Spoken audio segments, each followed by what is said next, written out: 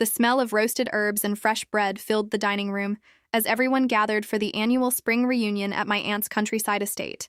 where laughter echoed through the old stone walls and stories from decades past flowed as freely as the tea being poured. While everyone admired my cousin Nathan for his exciting tales of leading environmental conservation projects across South America, my wife quietly leaned toward me and whispered, "Something about Nathan's stories doesn't fit."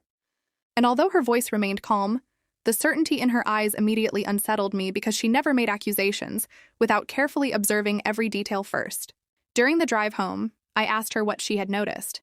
and she explained that before becoming a corporate fraud consultant, she had spent nearly a decade auditing international charitable foundations, giving her an unusually deep understanding of how global organizations actually operated behind the scenes. She pointed out that Nathan had confidently described field procedures, funding approvals, and emergency logistics that sounded impressive to everyone else, but contained several subtle contradictions that no experienced project manager would ever make, leaving us with a growing suspicion that his remarkable career might not be exactly what our family believed. Unable to ignore the feeling, we quietly began reviewing information that anyone could legally access, starting with professional registries, archived conference programs, conservation publications, and public charity reports, hoping our doubts would quickly disappear with a simple explanation.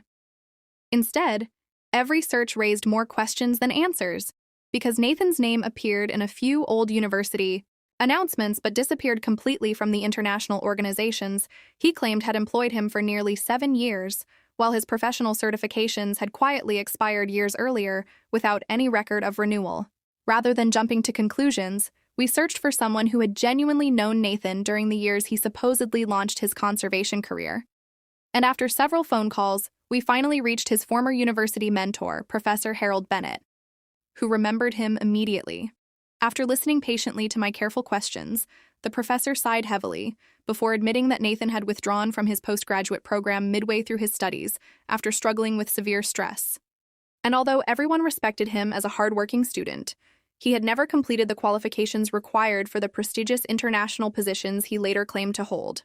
The revelation stayed with me throughout the evening as I watched my parents proudly introduce Nathan to neighbors and relatives as an internationally recognized environmental leader, completely unaware that the foundation of their admiration rested upon a carefully maintained illusion that had grown larger with every passing year. My wife gently reminded me that exposing someone publicly would only deepen the damage, suggesting instead that Nathan deserved one honest opportunity to explain everything himself before the truth reached the rest of the family through someone else. The following afternoon, I asked Nathan to join me for a walk beside the old Riverside Trail, where we had spent countless childhood summers skipping stones across the water, and after several minutes of uncomfortable silence, I quietly mentioned Professor Bennett's name. His confident smile disappeared almost instantly, and after staring at the flowing river for what felt like forever, he finally admitted that he had abandoned his studies years earlier, accepted several administrative jobs connected to conservation charities, and gradually allowed harmless misunderstandings to evolve into elaborate stories, because every lie seemed easier than disappointing the parents who had sacrificed so much for his education. Nathan explained that our father had secretly worked exhausting evening shifts for years to help pay his tuition, while our mother proudly shared every academic milestone with friends, neighbors, and the entire community, making him feel trapped beneath expectations he no longer believed he could meet. He confessed that after the first false explanation succeeded, inventing another became even easier, until his real career managing charity logistics and coordinating field operations was buried beneath a fictional identity that everyone celebrated, even though he genuinely contributed meaningful work behind the scenes. I listened without interrupting because beneath every deception I could hear years of fear, regret, and loneliness that had quietly shaped his choices. Yet I also knew that continuing the performance would only make the eventual truth far more painful for everyone involved.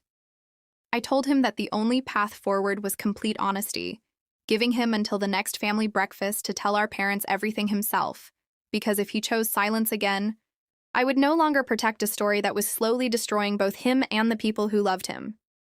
The next morning, our family gathered around the breakfast table expecting another cheerful weekend together, but instead, Nathan calmly asked everyone to remain silent until he finished speaking. And then he courageously confessed every hidden chapter of the past decade, from leaving university to creating a fictional international career, while honestly describing the real administrative and humanitarian work he had completed instead. Tears filled my mother's eyes as she realized how long her son had carried such unbearable shame, while my father quietly placed a hand on Nathan's shoulder and told him that success had never mattered nearly as much as truth, adding that although rebuilding trust would take time, honesty had finally opened the door to healing that no lie could ever provide. As we left my parents' home later that afternoon, I realized that families are not strengthened by impossible achievements, but by the courage to reveal imperfect truths before fear turns them into lifelong burdens. And watching Nathan begin rebuilding his life honestly became the greatest act of bravery I had ever witnessed. Please subscribe to our channel and share this video with your friends and family. We create entertaining and inspiring stories for our viewers, and your support helps us continue making great content for you.